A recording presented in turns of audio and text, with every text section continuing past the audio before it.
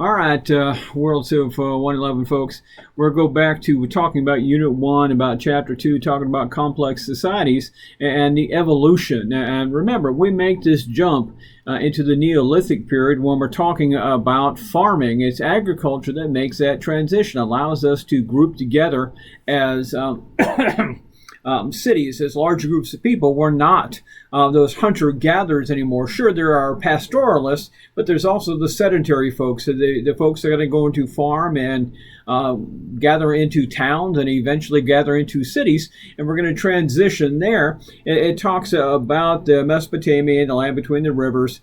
It talks about, well, listen, here's the Tigris, here's Euphrates. It is this belt of land. Now, number one, you have to realize that this is a floodplain between the two rivers, that it's normally arid, but on a regular basis it floods. And so what we look at is we look at the beginning, and the beginning civilization we look at is a city of Ur, Ur, and it's going to be in the area of what we call Sumer. Sumer, and it's important because Ur has some legend, Ur has some ideas. If you look, one of the things you're going to find is the Epic of Gilgamesh, and Gilgamesh is huge because he is the longest recorded, the oldest epic that we have, and he gives us a taste of almost pre-biblical history. And the thing is Gilgamesh is a great king. He is the king of kings, but also Gilgamesh is a hero. He's a fighter. He is Hercules long before there was Hercules. He is Heracles long before there was Heracles. He is this big magnificent, almost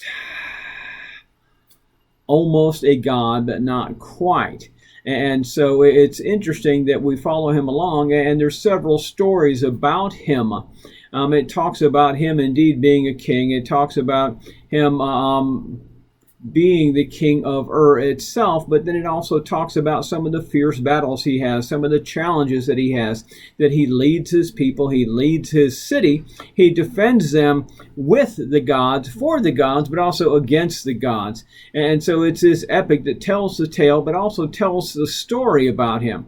It talks about how he goes out and he battles the ogre Humbaba, and how he wrestles him and defeats him. It talks about how King, Gilgamesh is in the city one day, and his priestesses come to him, and the farmers come to him and say, King, there's this wild man out there in the fields, and he is disturbing our crops, he is disturbing our hunts, he is interfering with the process. And so what happens is, it turns out that he's indeed a wild man. He's almost a savage. And what happens is Gilgamesh will talk to his priestesses. He'll talk to his priests, and he'll send a priestess out to talk to him. And what she does is she goes out and, in the biblical rendition of things, gets to know him.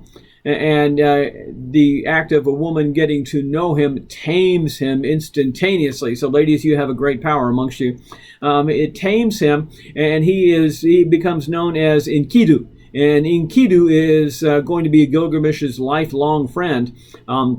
Yes, indeed, he's a wild man, but he's tamed, and they run out and they hunt together and they fight together and they adventure together, and they have, this long-lasting friendship, even to the point that at one point, Ishtar, the goddess who looks upon the city itself, Gilgamesh is going to become so famous that she is going to offer Gilgamesh her friendship.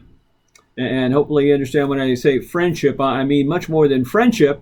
And instead of accepting her offer of friendship and other things, this is, nah, I'm good, thanks, Ishtar. I'm not going to go that way. Thanks anyway, I appreciate it. And when she is spurned, she sends the great bull to attack the city.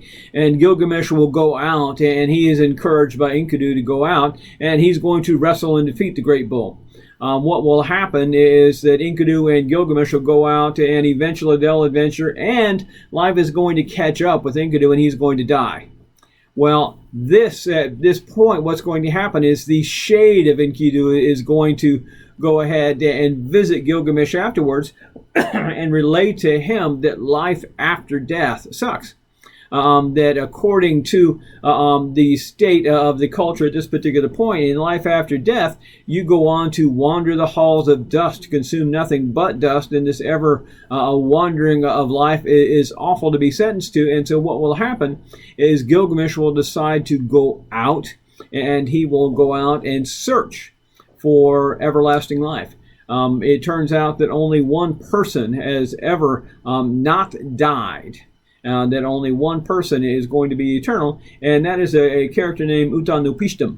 And Utanupishtim, well, it turns out that when he seeks, because he goes through many great adventures to find Utanupishtim, excuse me, and what will happen is this: when he eventually finds him, he says, "Oh, yo, Utanupishtim, how is it that you are everlasting? How is it that you're not going to die? Yet you're human. How do I achieve this?"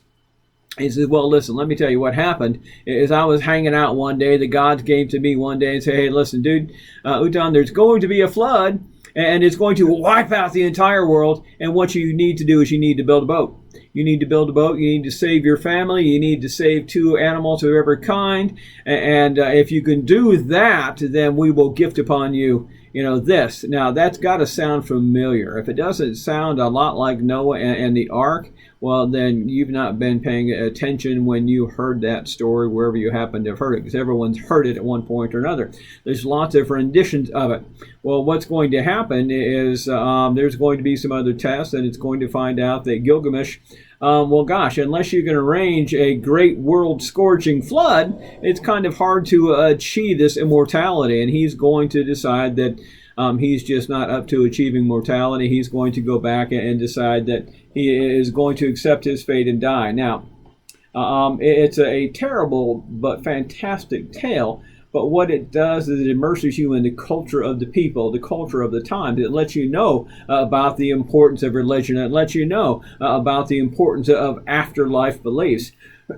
Excuse me. It lets you know about where the king is at, where the priest's at, how religion fits into all this. It also lets you know that there's a constant state of struggle between other warring city-states in the area. So this gives you a picture, and this picture is important. Now, the other thing that you need to realize here is where we get into this Neolithic age, we're also going to make a transition. We transition into metalworking. As part of metalworking, we transition to what's known as the Bronze Age.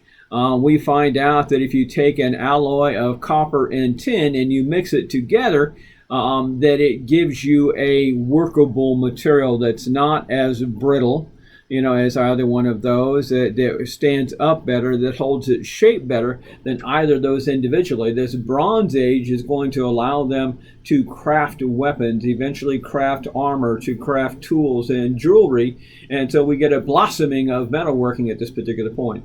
This Bronze Age is also going to be a stage in war and such a thing that, listen, if you have bronze and you're fighting this group over here who has sharp rocks, right? Yes, they are indeed microliths, but they have sharp rocks. Well, bronze is generally going to win out over sharp rocks at that particular point. Also, it allows you to craft some kind of armor, excuse me, some kind of shield along the way, in such that you're going to have better armament, you're going to have better equipment. And so this transition into the Bronze Age is just another part of this. Now, what I want to talk about in the next one is to talk about the settling of the cities. Okay, we get Gilgamesh, but indeed that there are real people and there are real foundations for empires set up about this time. And one of the first one that comes up is going to be Akkad. Okay, and so I want to talk about the Akkadian Empire as it comes up, and we'll pick it up in the next one and then run from there.